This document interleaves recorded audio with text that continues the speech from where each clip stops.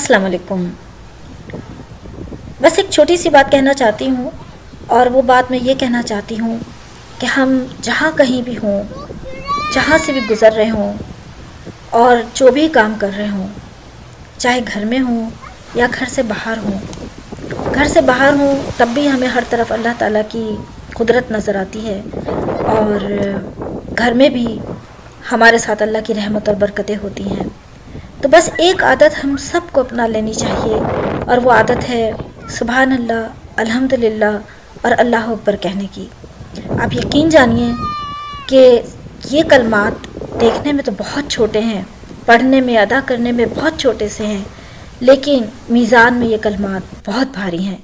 بس اتنا ہی کہنا چاہتی تھی۔ اپنی دعا میں یاد رکھیے گا۔ اللہ حافظ، اللہ نگہبان، فی امان اللہ۔